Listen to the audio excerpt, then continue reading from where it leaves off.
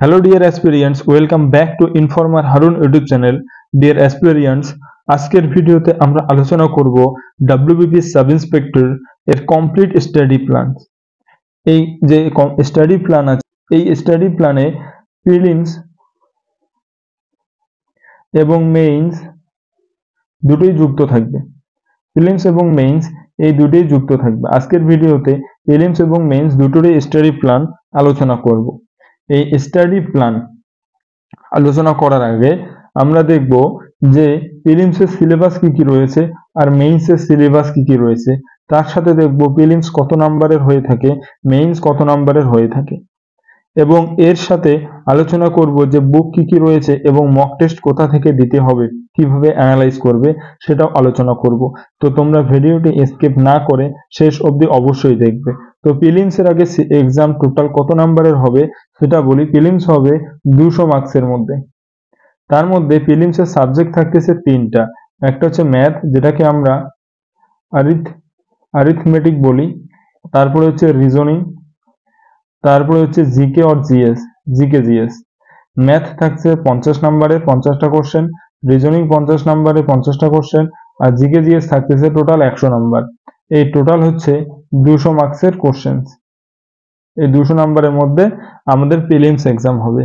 আর means এর কথা যদি বলি, এখন মেইনস হচ্ছে ম্যাথের সাথে রিজনিং যুক্ত থাকবে, এটা মিলে হবে 50 নাম্বারের। তারপরে হচ্ছে জিকে জিএস, জিকে জিএস 50 নাম্বারের। কম্পালসরি ইংলিশ, যেটা হচ্ছে কম্পালসরি, সেটা থাকবে তোমার হচ্ছে 50 নাম্বারের। আর বেঙ্গলি ল্যাঙ্গুয়েজ ভাষা, এটা হচ্ছে ল্যাঙ্গুয়েজ ভাষা। ল্যাঙ্গুয়েজ ভাষা মানে তোমরা যারা বেঙ্গলি জানো বেঙ্গলি, কেউ উর্দু জানে, কেউ হিন্দি লিখতে পড়তে জানে, বা কেউ নেপালি, তো তাদের জন্য এই এই সাবজেক্টটি, ল্যাঙ্গুয়েজ পেপারটি। আর ইংলিশ তো কম্পালসরি, এটি হবে 50 নাম্বার। টোটাল এখানেও হচ্ছে 200 মার্কসের। মেইনসও 200 মার্কসের হবে।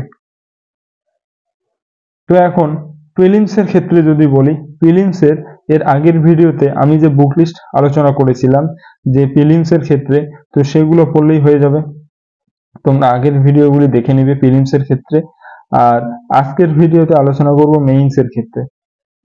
মেইনস, এই মেইনস এক্সামের ক্ষেত্রে তোমরা কি করবে, যে ক্লাস 7 থেকে 7, 8, 9, 10 এর যে বেঙ্গলি ভার্সন, যে ওল্ড ভার্সনের যে বইটা রয়েছে সেই বইগুলি পড়বে ক্লাস 7, 8, 9, 10।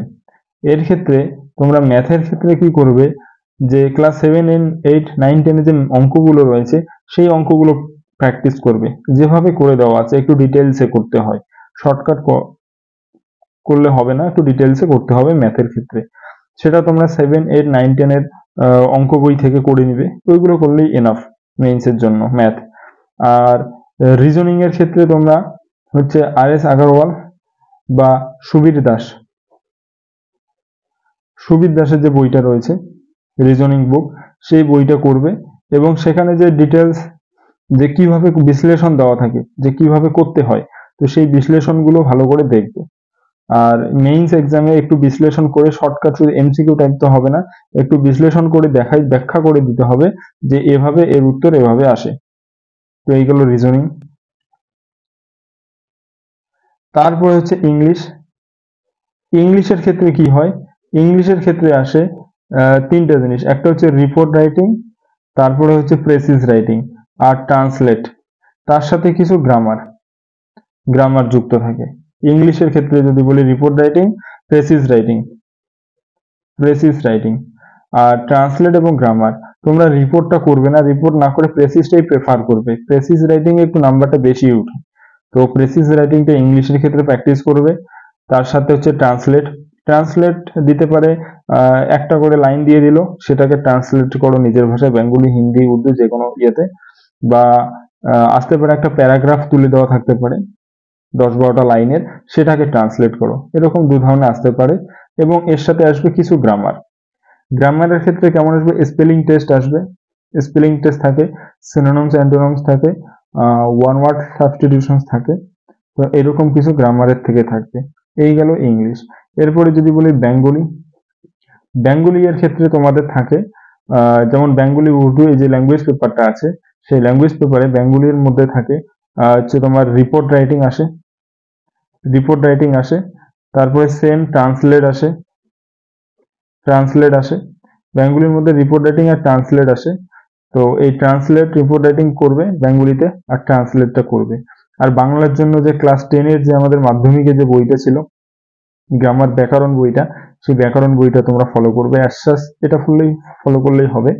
আর ইংলিশের ক্ষেত্রে তোমরা পিকে দে সরকার এর যে বইটা আছে, এই বইটা যদি তোমরা ডাব্লিউবিপি সাব ইন্সপেক্টরের জন্য পড়ো, এনাফ ইংলিশের ক্ষেত্রে পিকে দে সরকারের বইটা পড়লেই যথেষ্ট।